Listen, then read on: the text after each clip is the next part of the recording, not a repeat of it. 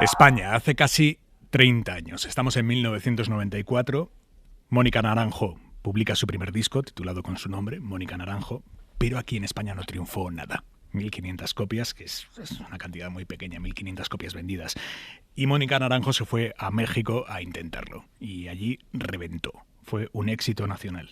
3 años después, 1997, Mónica Naranjo está a punto de publicar su segundo disco, Palabra de Mujer, y su discográfica, Sony, una derivada de Sony, viendo el éxito tremendo que Mónica Naranjo había tenido en México, decide que aquí en España tiene que triunfar.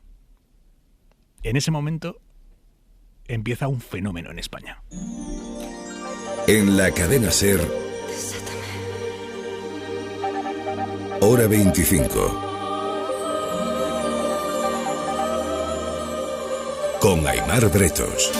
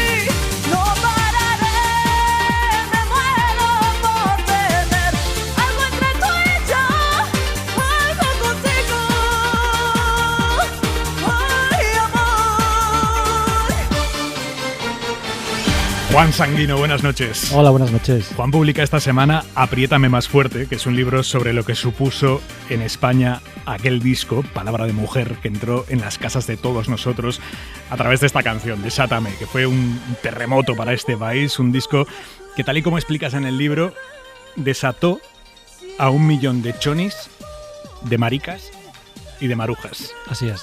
Sí, es el libro, además de contar la historia del disco, de cómo se fraguó y de lo difícil que fue sacar adelante este disco, que las radios no querían pinchar porque sonaba como muy histriónico, ¿no? Y rompía mucho con la armonía del pop de la época en España. Es sobre todo un ensayo sociocultural sobre el impacto que tuvo el disco, que si bien un disco de pop no puede provocar un cambio social, sí que puede funcionar como catalizador. En este caso hablamos de un disco que construyó el concepto del mercado gay, el público gay, y era un momento en el que el colectivo gay, que en aquella época todavía no se llamaba colectivo, de repente fue, no sé si aceptado por la sociedad española, pero sí tolerado por el sistema, no porque fueran seres humanos que merecían dignidad, sino porque eran consumidores. Y tenían mucha pasta. Exacto. No tenían hijos, se tenían acuñó, dos ingresos. exactamente. Vino de Reino Unido aquel concepto del DINK, Double Income No Kids, 2 sueldos, no hijos. Pueden gastar mucho dinero en ocio, y de hecho eran un colectivo que gastaba mucho dinero en ocio, pero además Mónica Naranjo funcionó mucho en los márgenes de la sociedad, en los polígonos, en los extrarradios, de ahí lo de las chonis y las marujas, porque en aquella época la élite cultural o los periodistas, los prescriptores eran muy snobs con todo lo que viniera del extrarradio, Camela, Mónica Naranjo, Estopa. Y decía Vigas Luna, cuando estrenó su película Yo soy la Juani, que la siguiente revolución cultural iba a venir del extrarradio y de la periferia, de los hijos de las clases obreras, que en aquel momento, cuando salió Palabra de Mujer, ni siquiera se consideraba una cultura, se consideraba como los retazos de la cultura real, ¿no? Y Vigas Luna tenía toda la razón, porque ahora vivimos en un momento, tenemos a Rosalía, Zetangana, Badgial, en el que la cultura poligonera ha conquistado completamente la cultura de masas. Vamos a ir por partes. ¿Cómo era esa Mónica Naranjo que vuelve de México después de haber triunfado allí muchísimo y que viene a España a intentarlo? ¿Cómo era esa Mónica Naranjo? Pues para empezar era una chica muy joven, porque ya tenía 23 años, aunque ahora nos la imaginamos como un mujerón, una mujer que había vivido mucho, ella había tenido una situación en su familia muy complicada, salió de casa con 16 años. Porque su padre maltrataba a su madre. Ajá, sí. Y se casó con Cristóbal Sansano, que acabó siendo su productor, era el productor también de este disco de Palabra de Mujer, y ella venía de México pues muy subidita y con ganas de... No sé si vengarse es la palabra, pero sí de demostrarles a todas esas personas que se habían reído de ella, que la habían llamado choni, que la habían llamado poligonera, que se habían reído de su pelo de 2 colores, que la habían llamado histérica por gritar mucho, demostrarles cuánto se habían equivocado, porque ya había vendido 1 millón de discos en México, que es difícil porque normalmente los artistas primero arrasan en su país y luego se lanzan a la conquista de Latinoamérica, como hizo Julio Iglesias, por ejemplo, o Miguel Bosé, pero Mónica Naranjo se tuvo que ir en clase turista, ella sola, sin nada, a promocionar allí el disco, y con la calidad del disco y con su trabajo duro consiguió arrasar en México. Entonces ella vino pues con ganas de comerse España. Sí, y lo hizo. Y la discográfica, claro, porque tenía muchísima presión esa discográfica, que no había conseguido ese éxito en España que sus compañeros de América Latina sí habían conseguido en México. Claro, en el momento en el que un disco vende 1.500 copias en España y 1 millón en México, el error automáticamente pasa a ser no del disco, sino de la discográfica española. Entonces hubo un fax de Sony Music Miami que les dijo: chicos, esto tiene que vender como sea, y no sabían cómo venderlo, porque es verdad que las radios, como decía antes, se negaban a ponerlo, no veían un público para este disco. Mira, escucha esto que te voy a poner, que creo que tú no lo has escuchado nunca, porque lo hemos rescatado esta tarde de las cintas, o sea, no de nuestro archivo que está digitalizado, no, de las cintas físicas. Wow. Esto es en marzo de 1998, cuando Los 40 empieza a pinchar ya a Mónica Naranjo y la traen un día a Andaya.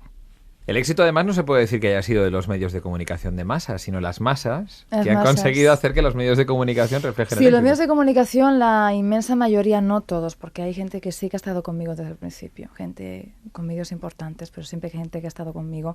Las más han sido pues quienes se han interesado por Mónica Naranjo, ¿no? Ya desde que empecé a salir yo en Galavisión, en Televisa, a partir en la parabólica, pues lo puedes ver, ¿no? Mónica Naranjo, y la gente se pregunta, ¿una española en México? Me siento muy feliz, ¿sabes?, de haber empezado así. De que el camino haya sido difícil. Porque hoy sé mejor valorar las cosas que tengo. Es difícil seguir adelante. La música es mi gran pasión, pero también es mi gran dolor. Yo sufro mucho con la música, pero vale la pena. Bueno, que estamos poniéndonos muy serios. No, déjame decirte, es decir, obviamente ahora pues todo el mundo, todos son flores, todos son felicitaciones, todos son buenos momentos, ¿no? Pero ahí están los malos momentos, y son los que me han ayudado a ser la persona que soy hoy. Y eso no lo barro por nada del mundo. Me hace gracia como Juanma Ortega le decía, bueno, vamos a tal, y dice, no, que todavía tengo varias cosas que decir. Es que aquí, ella ¿no? era una artista muy contestataria. En aquella época no era tan habitual que las estrellas del pop mandasen callar, por ejemplo, a un locutor, o hablasen de temas peliagudos, como pueden ser los malos tratos, o la visibilización del colectivo, o las clases obreras. Y ella, que sí que venía con esta cosa como melodramática y este acento que se inventó de México que le salía de repente, que a mí me gusta mucho porque es un poco esta diva artificial, ¿no? de toda la vida, que en España no teníamos nada más que las folclóricas, no teníamos esa nuestra propia Madonna, nuestra propia Bárbara Streisand, ¿no? Y Mónica Naranjo de repente como que llegó a suplir todos esos roles a la vez. Y es muy curioso porque dentro de ese dramatismo, sí es verdad que su historia de superación, su éxodo a México, se convirtió en una especie de parábola, ¿no?, de superación, porque si ella podía, todos podían. Tú sostienes que en la carrera de Mónica Naranjo, en ese momento concreto de la carrera de Mónica Naranjo, hay 2 puntos de inflexión que hacen que España entera la conozca. Uno es cuando Los 40 empiezan a pincharla, eso lo acabamos de escuchar, y el otro es cuando aparece en Sorpresa, Sorpresa. Una mujer que se llama Mónica Naranjo. ¿Cómo? Mónica Naranjo. Perdóname, mi incultura, mi ignorancia. Pero, ¿es española? Sí, pero triunfa en el otro lado del océano. Ah, ¿en América? Sí. Ah, ¿es allí muy conocida? Sí. ¿Y aquí no? No. Hoy como somos los españoles, ¿no? Muy difícil me lo pones. No sé qué hacer contigo en estos momentos, porque con estas cosas yo no cuento. Que me sorprendáis así de esta manera, como no caiga del cielo, Mónica Naranjo.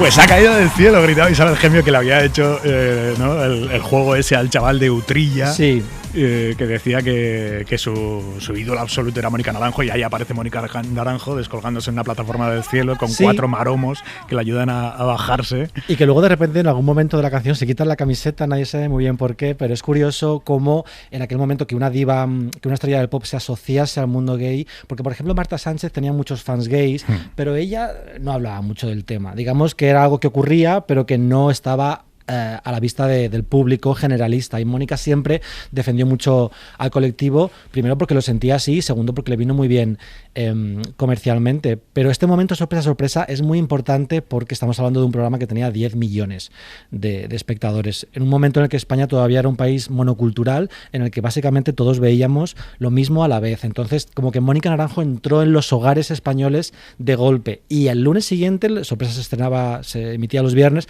al lunes siguiente todo el mundo estaba hablando de lo que había pasado en Sorpresa, porque no era normal ver a una artista que hiciera bacalao, copla, que llevaba el pelo de 2 colores, que fuese tan artificial, y eso como que chocó mucho al principio, pero luego enseguida la gente compró la propuesta y fue el apoyo del público, como ya explicaba en el clip que hemos visto antes, no de la crítica, no de los periodistas y desde luego no de la industria, sino del público que compraba cintas, porque además Palabra de Mujer vendía muchas cintas, porque funcionaba mucho entre la clase obrera que no tenía poder adquisitivo para comprar CDs. Y a partir de ahí el triunfo sin límites. Tú dices una cosa que me hace mucha gracia, me parece muy significativa. Dices, aquel disco a partir de ese momento puso hilo musical a los Cuartos Oscuros y al Corte Inglés, a las dos Españas opuestas, a la subterránea y a la oficial. Claro, y de repente como que funcionó como una especie de vector para que esas dos Españas coexistieran realmente. Y tú escuchabas, pues si tú eras un niño mariquita como el fan de Utrilla o como era yo en aquel momento, pues tú escuchabas Mónica Naranjo con tu prima, con tu madre, con tus abuelos. Y estaba bien. Y fue una especie de elemento unificador que todos teníamos en común en aquel momento, porque vendió 1 millón de discos, que hay muy pocos álbumes en España que hayan vendido tanto. De hecho, la propia discográfica se encargó de que esto entrara bien en el público gay. Cuando los ojos se entienden, cuando las bocas se prenden, apetece el mar y la luna llena y perder la ropa sin más. Luego te da la nostalgia, sientes el mundo partido en dos. Llega la marea de arena y fuego más abajo del corazón. Sal de ti mismo y explora lo mismo, que al fondo se enciende una luz. Esa mirada perdida en la nada, buscando lo mismo que tú. Cuentas en el libro que uno de los jefazos de Sony mandó a uno de sus empleados de ruta por todos los bares gays de España con un disco con esta canción, para que la pincharan. Sí, es verdad que inicialmente querían crear un público que en cierto modo impulsase a Mónica Naranjo. No se había hecho nunca esto de empezar por el público gay y luego de ahí saltar al público generalista. Pero es verdad que la primera portada que le dieron a Mónica Naranjo en España fue la revista Shanghai, que era el único medio de comunicación gay de la época, y ella actuó en el Shanghai Tea Dance, que era la primera gran fiesta gay que ocurría en España y que ya no estaba centrada en Chueca, ya no estaba constreñida, digamos, al gueto de Chueca, sino que estaba en la Sala Flamingo, aquí al lado de Gran Vía. Entonces había como un montón de mariquitas haciendo cola por la tarde, a la luz del día. Entonces digamos que el tópico del hombre homosexual avergonzado que se tapa la cara cuando le ven se rompía con esta nueva generación, esta generación X de chavales que ya no tenían por qué esconderse. ¿Qué le dio Mónica Naranjo al público gay? Pues una razón de vivir.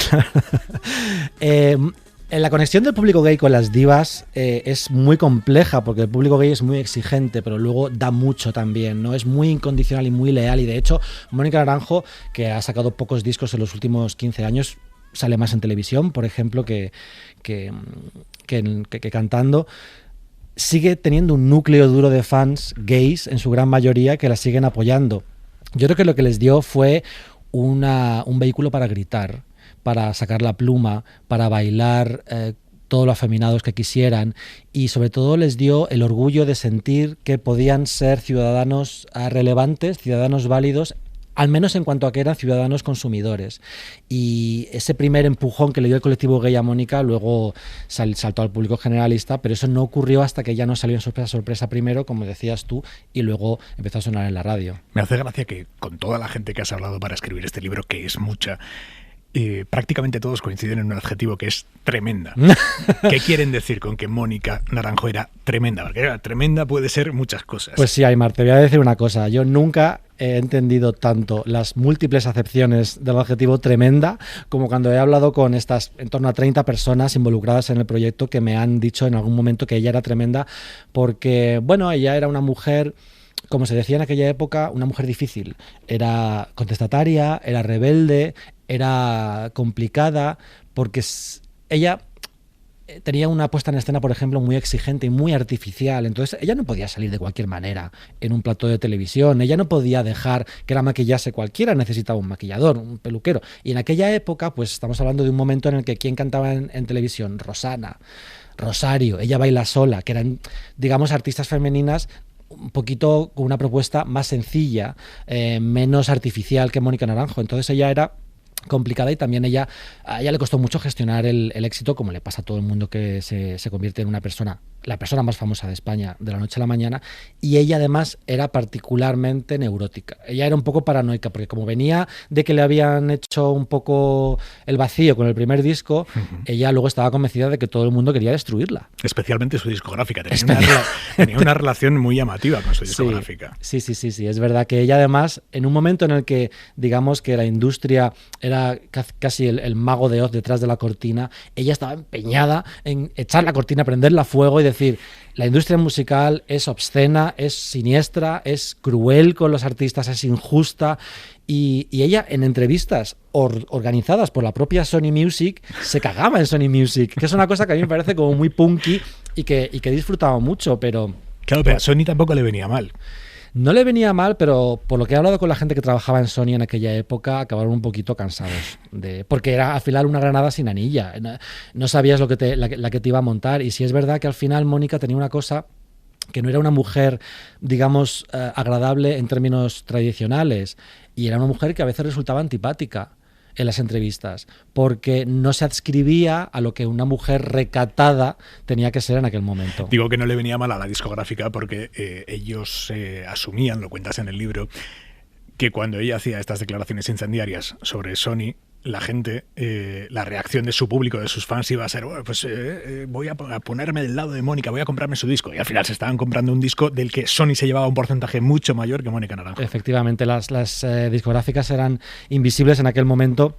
Y una de las partes importantes del libro es también cómo la industria musical española, que vendía más discos que nunca a finales de los 90, no se esperaba la que le venía cuando en 2001-2002 empezó a darse la piratería en Internet y perdieron millones y millones y millones de discos. De hecho, Mónica, hacia el final del libro, ella firma un contrato millonario en el año 99 que deja ver hasta qué punto Sony Music no esperaba que 2 años después ningún disco ya diese beneficios.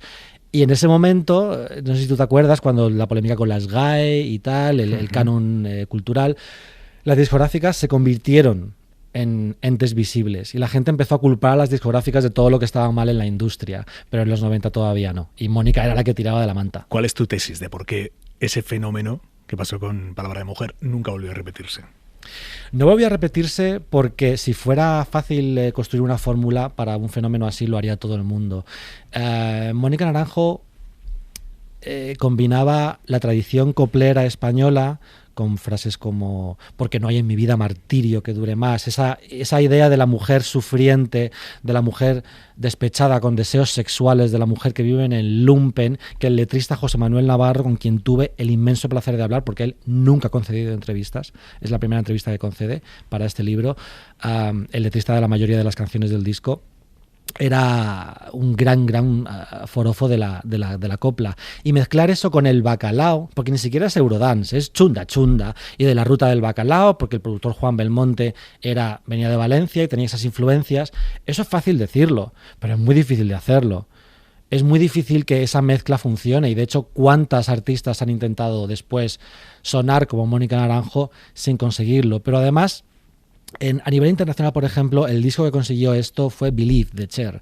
El vector para potenciar la visibilización del colectivo gay en la sociedad a nivel internacional fue el de Cher, y aquí en España fue el de Mónica Naranjo, porque iba a ocurrir.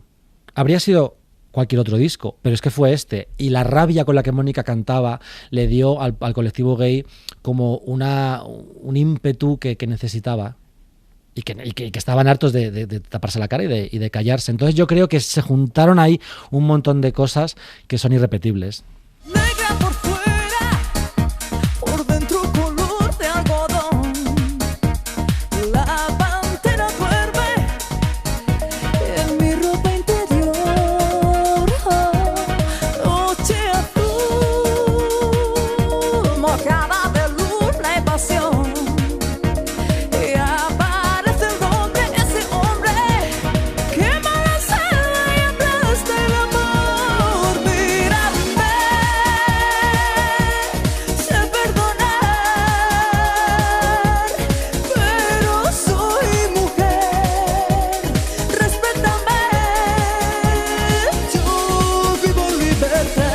Tú sostienes que ella era apolítica en las formas, pero profundamente política en el fondo.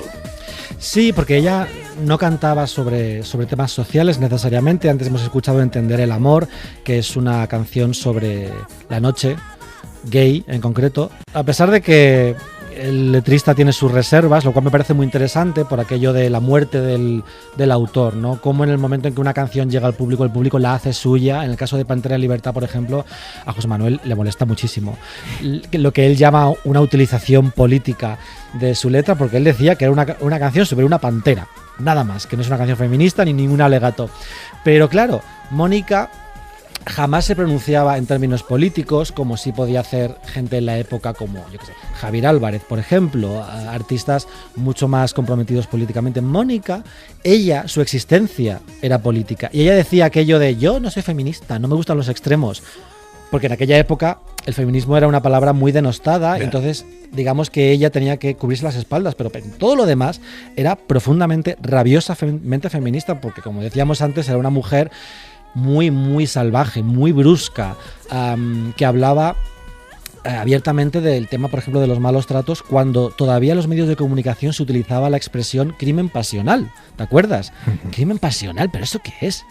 ¿No? Entonces ella era muy política por todo lo que hacía, porque era, por ejemplo, muy sexual, pero no era como Marta Sánchez, por compararla de nuevo. No era sexual de una manera para la mirada masculina, sino que era sexual buscando su propio placer. Llegados a este punto, necesito que me expliques en qué momento Juan Sanguino decide escribir un libro sobre un disco de hace 30 años de Mónica Naranjo. Yo creo que lo decidí escribir cuando tenía 14 años y la fui a ver en concierto con mi padre en Almendralejo. No, fue porque me propusieron la editorial Lengua de Trapo. Ellos tienen una colección que se llama La Cara B, sí, en la que cada libro analiza un disco del pop español, y me dijeron que querían que hiciera yo un volumen, y dije, mira, solo hay un disco en España que yo pueda escribir y quiera escribir sobre él, porque al final escribir un libro es una cosa muy sacrificada. Nadie lo hace por pasta, desde luego, sino porque te tiene que apasionar mucho el tema. Y a mí todo lo que confluía ahí a nivel de el colectivo gay, la mujer salvaje, la mujer indómita, y por supuesto la cultura de barrio, me interesaba mucho para hablar de ese disco, que además creo que que es un disco que la gente escucha mucho de fiesta, pero que creo que ni siquiera los que disfrutamos de esas canciones nos paramos a pensar en lo que significan y en el impacto que tuvieron, y en el consuelo incluso que hicieron para mucha gente que no se sentía representada por los artistas pop de la época. Antes de terminar, y ya no es de este disco, pero justo después de este disco llegó el siguiente, que no cuajó demasiado, pero sí hubo una canción que se convirtió en himno. Ya se torna bien bien aquel bar donde un ángel te dijo al entrar: ven y elévate como el humo azul, no sufras más amar, y desgarrándome algo en mi vida he cambiado. Sola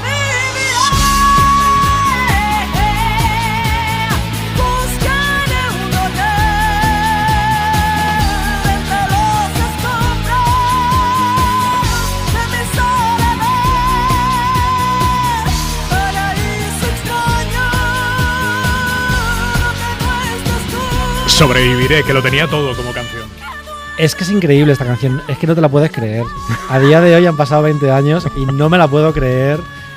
Es un himno que, por supuesto, no se pueden planificar estos himnos, pero esta canción como que conectó más allá ya del público gay. En este momento Mónica Naranjo era la mayor estrella del pop español junto con Alejandro Sanz y conectó con todos los habitantes de España, con todos los seres humanos, porque hay algo en ese grito de rabia, de estoy harta, estoy agotada, estoy cansada de levantarme cada día y de enfrentarme al mundo que es hostil contra mí. De repente como que tocó una tecla, tocó un nervio que a quién le importa también lo que yo haga. De Alaska puede ser un poco esa canción, pero hay muy poquitas canciones a lo largo de la historia, no ya de España, sino del pop internacional, que conecten con el hipotálamo de los seres humanos de esta manera. Me acaba de escribir una amiga periodista, me dice, en mi cole pijo de La Moraleja se cantaba Sobreviviré a voz en grito.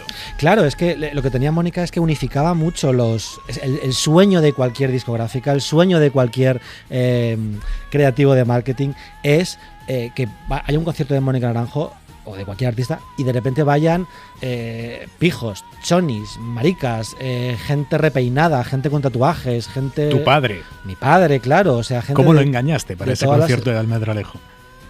Pues a ver, era mi padre, no tenía más remedio que llevarme. Pero es curioso porque lo cuento en el prólogo del libro, yo me había enfadado con él y fingí que le había perdonado solo para que me llevase. Luego ya le perdoné por inercia. Pero es que necesitaba ir a ese concierto como fuera. Y mi padre era el que me llevaba en aquella época, porque claro, yo tampoco tenía muchos amigos, la verdad. Ella no ha querido concederte, Mónica Naranjo, una entrevista para este libro. Has hablado con todo su entorno, con una treintena de personas de su entorno, pero ella no. ¿Lo entiendes? Perfectamente. O sea, a mí me gustaría...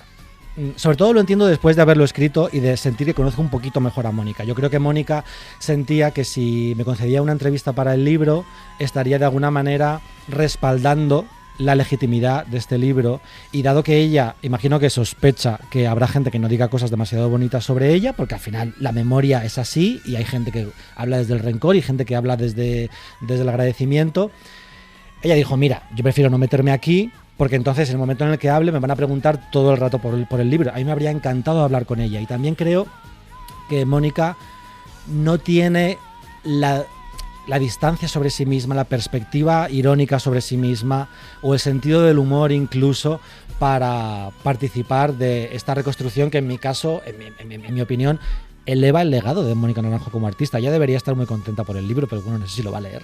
No sabes si lo va a leer. A ver, yo creo que... Yo apuesto a que sí lo va a leer. Yo apuesto a que le va a pedir a alguien que lo lea y que le haga un resumen. No creo que ella se siente a leer las 350 páginas de un libro en el que hay tanta gente a la que ella pues se portó un poquito mal y ahora pues han venido para vengarse. Juan Sanguino, autor de Apriétame más fuerte, editorial Lengua de Trapo, el miércoles en las librerías. Juan, gracias. Gracias a ti.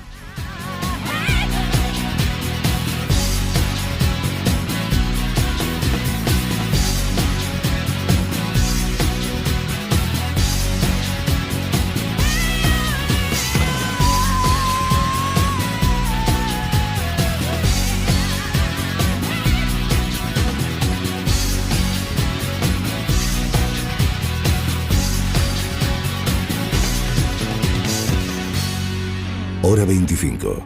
Aimar Bretos.